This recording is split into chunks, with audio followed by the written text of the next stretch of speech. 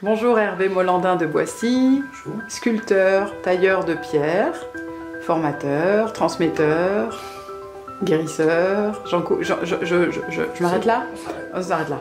Nous arrêtons là. Aujourd'hui, nous allons plonger dans l'univers inuit. Donc je te la rends parce qu'elle est juste sublime. Voilà. Je suis allée à une conférence où il y avait une ethnologue et elle nous avait montré pas mal de photos d'œuvres inuites et évidemment tout de suite j'ai essayé de prendre en photo un maximum de choses pour les envoyer. T'as pas été surpris par la pureté des lignes, par quelque chose de presque... Il y en a certaines qui me semblaient presque modernes. J'étais très surprise de cette finition extraordinaire.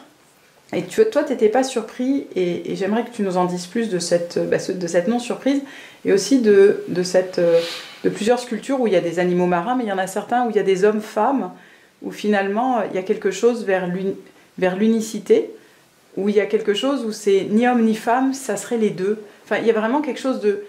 C'est très étrange ce que je vais peut-être dire, mais ces sculptures, elles m'ont paru ultra modernes. Oui.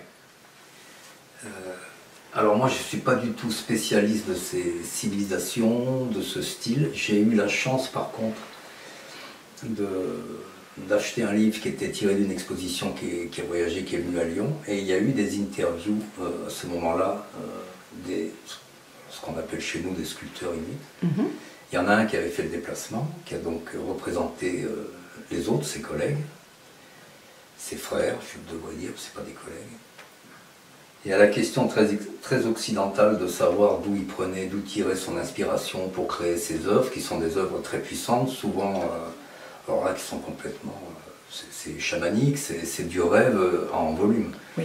Donc ça peut être très hétéroclite, très mélangé, plusieurs styles, plusieurs matériaux qui se mélangent avec quelquefois comme des angles très durs, comme un combat ou un fracas ou un chaos, et d'autres alors d'une pureté, d'un stylisme, c'est comme de l'air qui passe ou de l'eau, c'est vraiment, c'est d'une douceur absolue.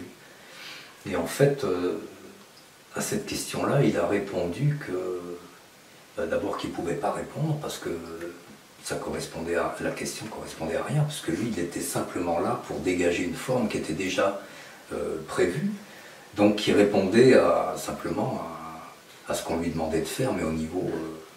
de la terre, au niveau des éléments, au niveau de ses croyances, il n'avait rien à interpréter, il avait juste à dégager la forme, il était là pour ça. Donc le message, il est universel, et comment je pourrais vous dire ça?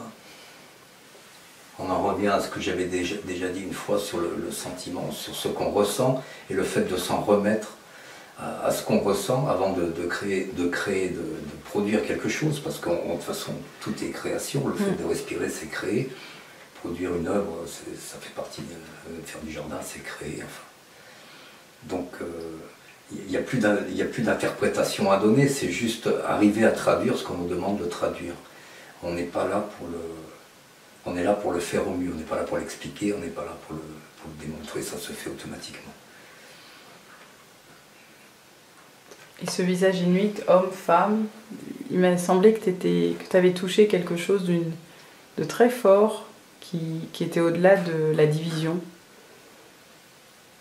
Ben, on représente la vie avant tout, on représente l'humanité. Je ne pense pas qu'on différencie, on représente les deux côtés, féminin, masculin, enfin tout ça c'est indissociable.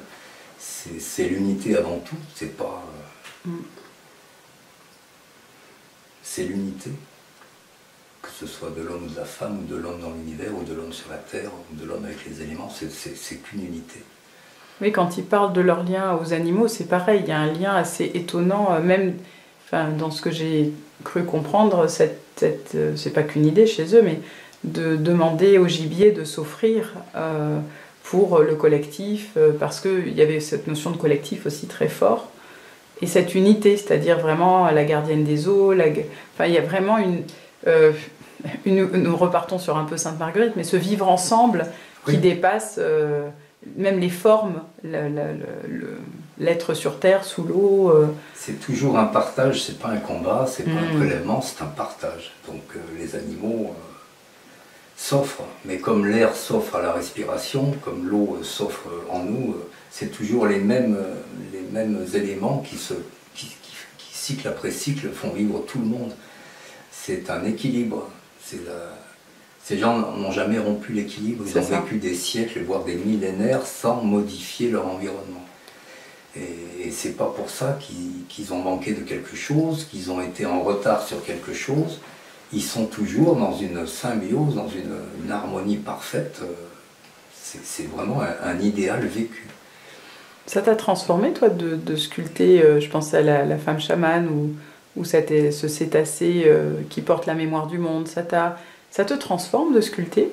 Ça te sculpte de sculpter? Oui, ça m'ouvre, ça me transforme et ça me connecte à tout parce qu'on ne représente plus quelque chose comme on a appris à le représenter. On représente l'énergie qui anime quelque chose, on représente l'intention qu'il y a dans quelque chose. C'est beaucoup plus riche, alors c'est très subtil, on est d'accord? Plus profond?